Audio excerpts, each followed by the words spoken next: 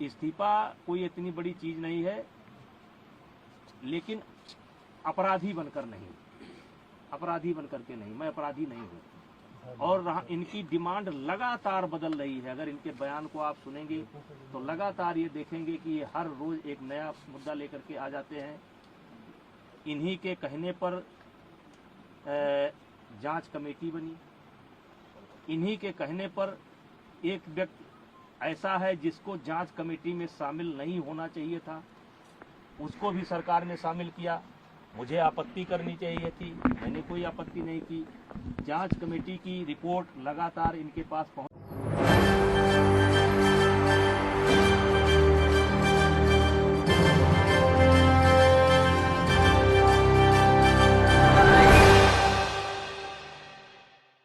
ब्रजभूषण शरण सिंह आखिर क्यों चुप्पी तोड़कर ये बोलते हैं कि उन्होंने कोई गलती नहीं की, इस बात को स्वीकार नहीं करते हैं कि महिला खिलाड़ी जो बोल रही हैं वो सच है। तो क्या ये मान लिया जाए कि ब्रजभूषण शरण सिंह के पीछे कोई बड़ी शक्ति काम कर रही है? क्योंकि लगातार देखा जाए तो ब्रजभूषण शरण सिंह की प्रतिक्रिया आने के बावजूद भी बीजेपी पार्टी के किसी भी नेता ने कोई टिप्पणी नहीं की। इसको लेकर यही कयास लगाया जा रहा है कि इनको बचाने का काम बीजेपी पार्टी के आला कमान कर रहे हैं। नमस्कार, आपके साथ मैं हूं ऋतिक सविता। स्वागत है आपका SPN 9 न्यूज में। दर्शकों, आपको बता दें कि ब्रजभूषण शरण सिंह, जिन्होंने जो है विनेश फोगाट सहित तमाम महिला खिलाड़ियों का यौन उत्पीड़न किया है, वो लगातार इस बात से जो है मुकर रहे हैं कि उन्होंने कुछ गलत किया है।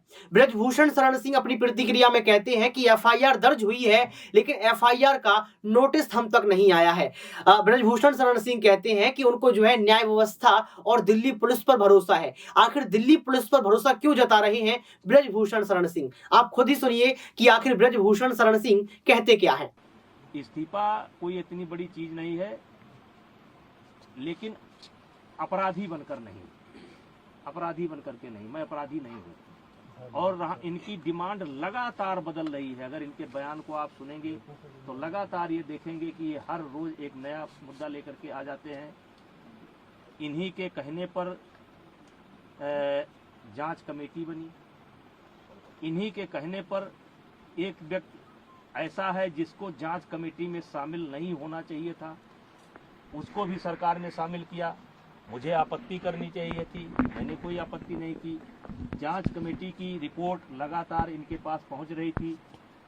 कौन कौन खिलाड़ी क्या क्या बोला, लगातार डे बाई डे इनके पास पहुंच रही थी।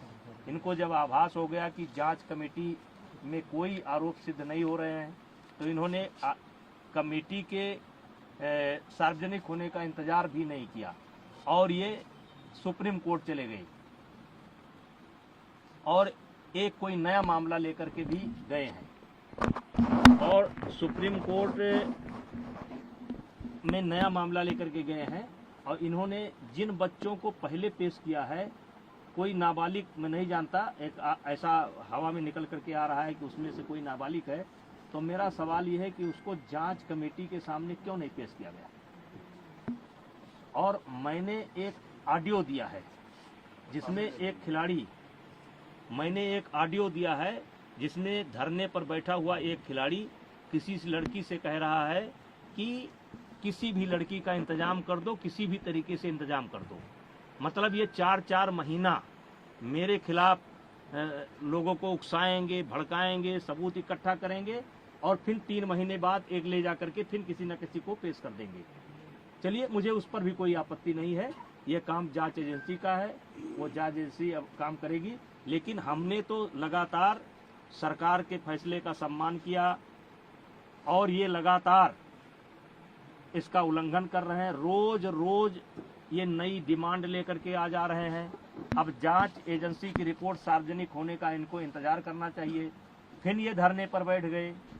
अब धरने पर बैठ गए, पहले इनकी मांग थी FIR की जाए। चलिए भाई, इनकी मांग स्वीकार हो गई, अब FIR हो गई। अब इनको चाहिए, अब कहते हैं कि जेल के अंदर होना चाहिए, सारे पदों से इस्तीफा देना चाहिए। तो ये जो मेरे पास, मैं लोकसभा का सदस्य हूँ, ये पद मुझे विनेश फोगाट की कृपा से नहीं मिला है, हमारे क्षेत्र की जनता ने मुझे दे रखा है। और एक बार नहीं, 6 बार दे रखा है। 6 बार मुझको दिया, मेरी पत्नी को दिया और उनको वो उनकी कृपा पर नहीं है, और कुश्ती संघ का अध्यक्ष पद भी उनकी कृपा पर नहीं है। मैं चुनाव लड़ करके जीता हूँ। और आपके माध्यम से आप सवाल पूछेंगे तो मैं कहना चाहता हूँ, एक ही परिवार और एक ही अखाड़ा क्यों?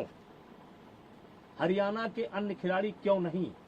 हिमाचल के, महाराष्ट्र के, मध्य प्रदेश के, केरला के, कर्नाटका के, तमिलनाडु के, बंगाल के, आसाम के, देश के अन्य प्रांतों के खिलाड़ी क्यों नहीं? 12 साल से लगातार इनके साथ यौन उत्पीड़न होता है, केवल इनके साथ। वो यौन उत्पीड़न देश के अन्य खिलाड़ियों के साथ क्यों नहीं होता है? केवल एक ही अखाड़ा और एक ही फैमिली, एक अखाड़ा एक फैमिली।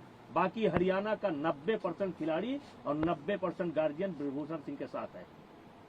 क्योंकि मैंने काम किया है, मैंने खेल को जहां तक सेवा दे सकता है ईमानदारी से सेवा दिया है, और इसीलिए आज देश का एक, जबकि इन्होंने कोई कसर नहीं छोड़ी है, इन्होंने कोई कसर नहीं छोड़ी है कि कोई निकल करके आ जाए। लेकिन एक सवाल मैं मीडिया के माध्यम से, आपके माध्यम से रखना चाहता हूं कि 12 साल से इनके साथ ही हो रहा है, एक अखाड़ा एक फैमिली। और इस 12 साल में भी एक बार भी ये शिकायत लेकर के ना तो खेल मंत्रालय में गए हैं, ना किसी पुलिस स्टेशन पर गए हैं, ना कभी फेडरेशन में आए हैं। और यही खिलाड़ी आंदोलन के 15 दिन तक पहले इनकी वीडियो सुन लिया जाए, इनका ऑडियो सुन लिया जाए, और ये जो है हमारी तारीफ करते थे। ये जो खिलाड़ी आज धरने पर बैठे हैं, ये अपने शादी में मुझे क्यों बुलाते थे?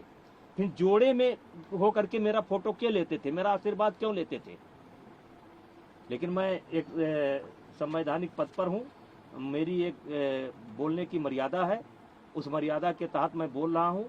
अब मामला सुप्रीम कोर्ट के पाले में है, दिल्ली पुलिस के पाले में है, जो भी निर्णय करेगी हम मुझे उससे इस साजिश के पीछे कौन लोग हैं? सांसद जी, साजिश के पीछे कौन लोग हैं? आखिर आपको इसके पीछे क्या दिखता है? कौन है वो एक फैमिली, एक अखाड़ा, और इसके पीछे कौन है? का नाम क्या है?